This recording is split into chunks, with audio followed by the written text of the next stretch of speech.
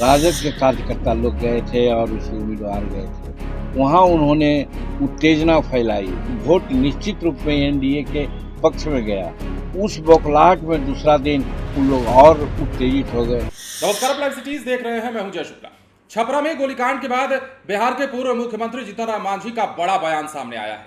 जीतन राम मांझी ने इस घटना के पीछे का जिम्मेदार सीधा सीधा राजद के कार्यकर्ताओं को ठहरा दिया है। रोहिणी आचार्य पर बड़े आरोप लगाए हैं उन्होंने, और इसके साथ ही चुनाव में अपनी जीत का दावा भी कर दिया है। और क्यों ये सब कुछ हुआ, सारण की घटना पर उन्होंने बातचीत करते हुए, अपनी प्रतिक्रिया देते हुए साफ साफ कह दिया कि आखिर ये घटना क्यों हो रही है और क्यों बौखलाए हुए लोग जो है इस तरह की घटनाओं को अंजाम दिलवा रहे हैं या दे रहे हैं। जरा सुनिए। देखिए, कोई रात में स्वप्न देखता है, कोई दिन में स्वप्न देखता है। वो लोग दिन में स्वप्न देख रहे हैं। वो लोग हताश हैं कि अगर सारण की घटना कहते हैं तो पता लगाइए कि सबसे पहले बूथ पर कौन गया था। राजद के कार्यकर्ता लोग गए थे और उसके उम्मीदवार गए थे। वहाँ उन्होंने उत्तेजना फैलाई।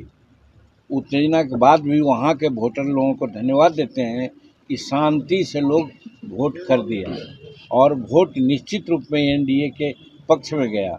उस बौखलाहट में दूसरा दिन उन लोग और उत्तेजित हो गए। किसी पर आक्रमण की बात आ गई तो रक्षार्थ लोगों ने अपना काम किया। तो मेरा कहने का मतलब है कि जो भी हो, वो लोग बौखलाहट में कर रहे हैं और जिसके चलते आज घटनाएं घट रही है, इसकी जांच की बात हुई है।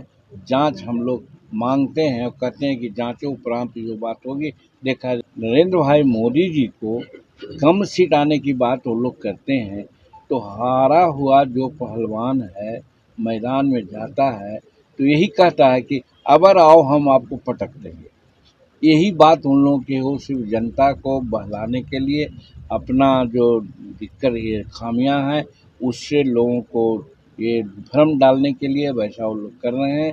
उन लोग की स्थिति 2019 से भी नीचे की होगी। और बिहार में जो एक गलती हुई थी कि हम लोग 39 आए थे, वो कंप्लीट होगा। इस साल हम लोग 400 का 400 सीट जीतेंगे।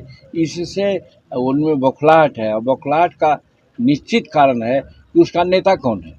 बाराती आप हम लोग जाते हैं, बिना दूल्हा के बाराती जाती है? अगर बिना दूल्हा के जाए बाराती तो उसको लोग लौटा देते हैं। आज उसी प्रकार से यहाँ कोई नेता वहाँ का नहीं है, इसलिए भारत की जनता सब उनको लौटा दे, घर लौटा दे रही है। इसलिए वो बौखलाहट में ऐसा बोल रहे हैं। जीतन राम मांझी सिर्फ आरोप ही नहीं लगा रहे थे, वो ये भी कह रहे थे कि ये लोग जान गए हैं कि इस बार जो है इनका सुपड़ा साफ होने जा रहा है। हम 400 से पार सीटें लेकर आ रहे हैं और बिहार में जो 39 सीटें थी अब वो 40 हो जाएंगी। और इसी बौखलाहट में कहीं ना कहीं इन लोगों ने इस प्रकार की घटनाओं को अंजाम देना शुरू कर दिया है। तो जीतन राम मांझी का बड़ा बयान इस वक्त सारण में जिस प्रकार की घटना हुई है और इस वक्त हालात जैसे बने हुए हैं, ऐसे हालात में जीतन राम मांझी का यह बयान काफी बड़ा हो जाता है। उन्होंने सीधा सीधा राजद के कार्यकर्ताओं और समर्थकों को ही इसके पीछे जिम्मेदार ठहराया है।